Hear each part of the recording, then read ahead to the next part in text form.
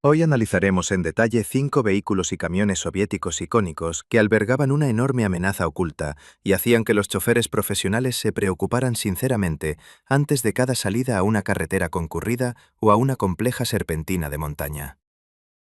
Comenzaremos con el automóvil popular más accesible y masivo, al que la gente llamaba cariñosamente Orejón o Cheburashka. Pero detrás de esta apariencia inofensiva se ocultaba el legendario ZAZ 968.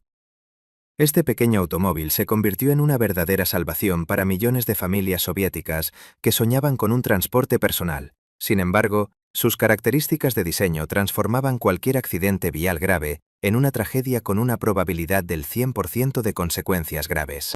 El problema principal radicaba en su configuración de motor trasero, única para la industria automotriz soviética, donde la pesada unidad de potencia se ubicaba detrás del habitáculo de pasajeros, mientras que en la parte delantera se encontraba un maletero absolutamente vacío, cubierto solo por una fina capa de metal de la carrocería.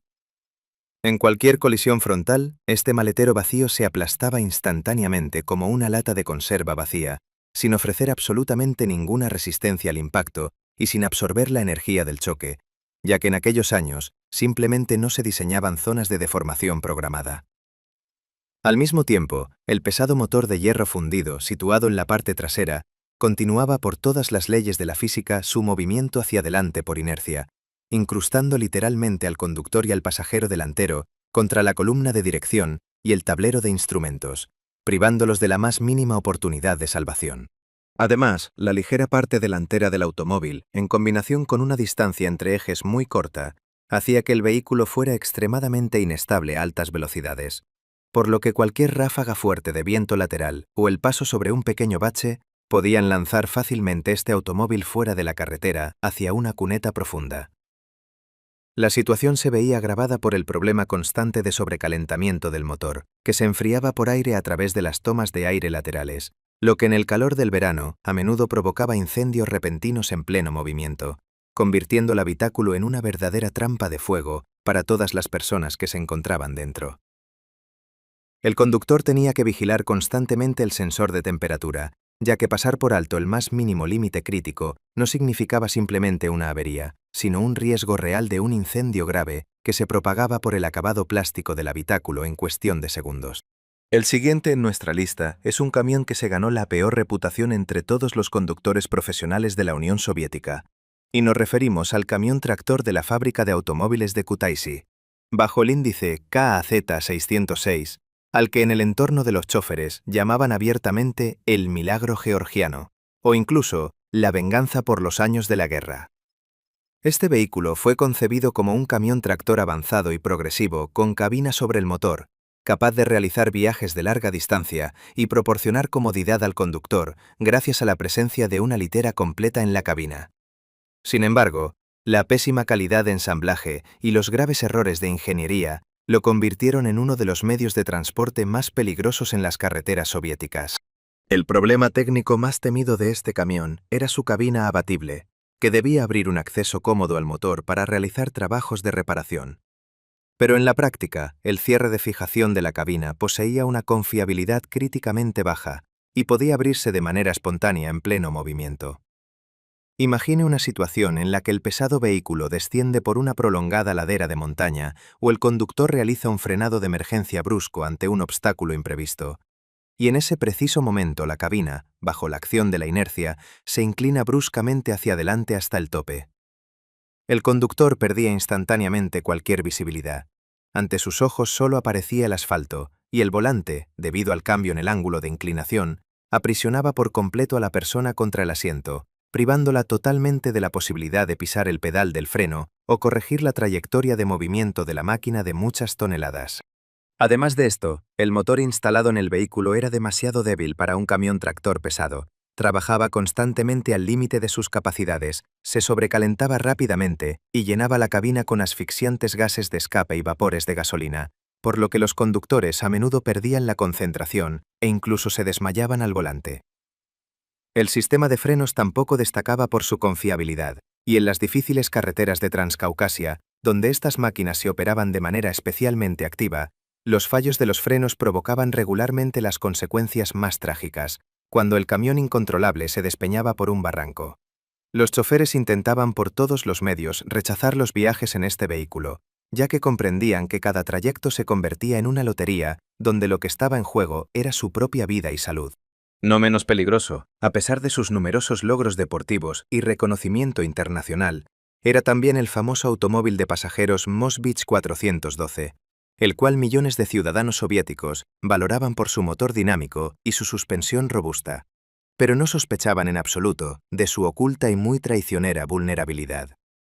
Este modelo se exportaba masivamente e incluso competía con éxito en los rallies internacionales más duros, pero su versión civil, que se vendía a los automovilistas soviéticos comunes, poseía una característica de diseño crítica relacionada con la ubicación del sistema de combustible.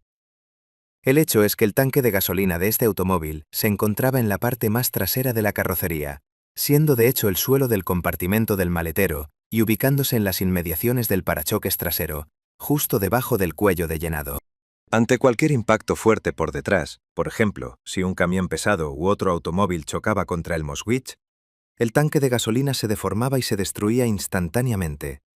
tras lo cual decenas de litros de combustible altamente inflamable se derramaban de inmediato dentro del maletero, penetraban en el habitáculo y caían sobre los elementos candentes del sistema de escape. Esto provocaba un incendio instantáneo y muy violento, siendo prácticamente imposible apagar dicho fuego con un extintor de automóviles común. La situación se veía agravada por el hecho de que, con la deformación de la parte trasera de la carrocería, las cerraduras de las puertas se atascaban por completo debido al desalineamiento de los paneles metálicos, y las personas que se encontraban dentro del automóvil en llamas quedaban atrapadas sin posibilidad de abandonar rápidamente el habitáculo. Además, la columna de dirección del Moskvich de las modificaciones antiguas estaba fabricada en forma de un eje de acero macizo que en una colisión frontal fuerte no se plegaba, sino que se desplazaba con una fuerza enorme hacia el interior del habitáculo, infligiendo al conductor lesiones gravísimas en el tórax, lo que en aquellos años prácticamente no dejaba oportunidades para un desenlace favorable del accidente. El espesor del metal de la carrocería también disminuía gradualmente de una modificación a otra, lo que hacía que la rigidez general de la estructura fuera insuficiente para proteger a los pasajeros en impactos laterales o vuelcos del vehículo a alta velocidad.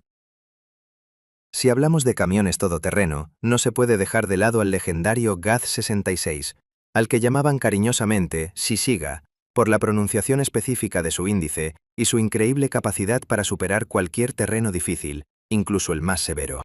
Este camión de tracción integral se convirtió en un verdadero ícono del ejército soviético y de la economía nacional, ya que podía pasar por donde incluso los tractores de oruga se quedaban atascados, gracias a los diferenciales autoblocantes y al sistema de regulación de la presión de los neumáticos.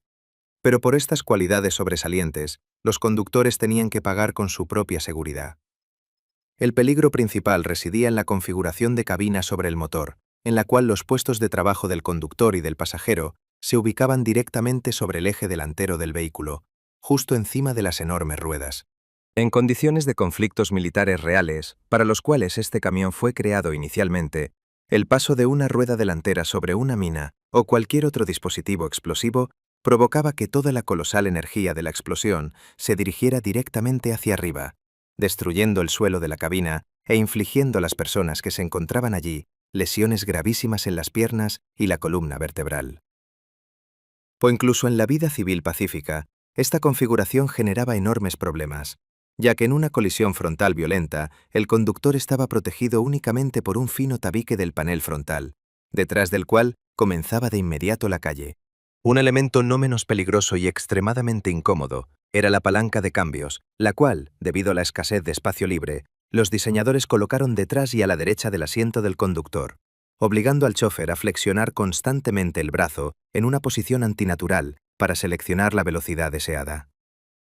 Ante las fuertes sacudidas de la carretera, que surgían inevitablemente al conducir rápido por terrenos irregulares, el conductor podía errar fácilmente al intentar agarrar la palanca o sufrir una contusión grave y fuerte en el codo y la mano contra los elementos metálicos de la cabina, perdiendo por completo el control sobre la dirección de la máquina en el momento más crucial.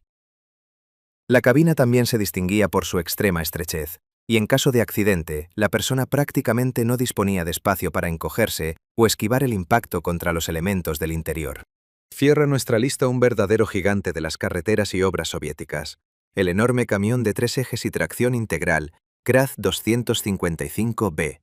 que por sus increíbles dimensiones, su carácter pesado y su colosal fuerza destructiva, recibió entre los chóferes profesionales el sombrío y aterrador apodo de caníbal. Este vehículo gigantesco, con una masa neta de casi 12 toneladas, poseía una transitabilidad increíble gracias a sus enormes neumáticos de baja presión, por lo que también lo llamaban el de las abarcas. Pero el manejo de este coloso requería de la persona no solo una concentración máxima, sino también una fuerza física enorme. La principal y más temida desgracia de este enorme camión era su sistema de frenos neumáticos, el cual dependía por completo del buen funcionamiento del compresor y de la hermeticidad de los numerosos tubos y mangueras de aire. Si en este sistema, por una determinada razón, ocurría una caída brusca de la presión del aire, el pesado camión perdía casi por completo la capacidad de frenar, ya que no se había previsto un accionamiento mecánico de respaldo para los frenos. Detener a este coloso de 12 toneladas que se lanzaba cuesta abajo, cargado con troncos pesados o tierra, se convertía en una tarea absolutamente imposible, y ningún obstáculo podía resistir el paso de semejante proyectil incontrolable. Para el propio conductor, la cabina del Kraz representaba una amenaza oculta aparte, ya que su armazón se fabricaba con vigas de madera comunes que por encima simplemente se revestían con finas láminas de metal. En cualquier accidente vial grave relacionado con el vuelco del camión de costado o sobre el techo, esta estructura de madera se destruía e inclinaba instantáneamente bajo el enorme peso del propio vehículo, sin dejar al conductor espacio libre para sobrevivir. La situación se veía agravada también por la dirección, ya que en las primeras modificaciones la dirección asistida o bien no existía en absoluto, o bien funcionaba de manera extremadamente poco confiable. Y al pasar una pesada rueda delantera sobre una piedra grande o un bache profundo, el volante comenzaba a girar frenéticamente a una velocidad enorme, rompiendo los dedos y las muñecas del chófer, que no lograba retirar las manos a tiempo. Todos estos automóviles demuestran claramente cómo el pensamiento de la ingeniería soviética se fijaba objetivos de cumplimiento de planes de producción y logro de los máximos indicadores utilitarios, ignorando por completo los principios básicos de ergonomía y seguridad pasiva del conductor y de los pasajeros. Hasta finales de los años 70, en la mayoría de estos modelos ni siquiera se instalaban de serie los cinturones de seguridad más simples, y las pruebas de choque se realizaban de manera formal y no influían en la modificación de la estructura de la carrocería, por lo cual los ciudadanos soviéticos arriesgaron sus vidas en las carreteras durante años. Hoy en día, estas máquinas se han convertido en objetos de colección y despiertan una agradable nostalgia. Pero detrás de cada hermoso ejemplar restaurado se esconde una dura historia de arduo trabajo de los conductores soviéticos, quienes diariamente superaban las imperfecciones técnicas y luchaban por sobrevivir al volante de estos gigantes de acero.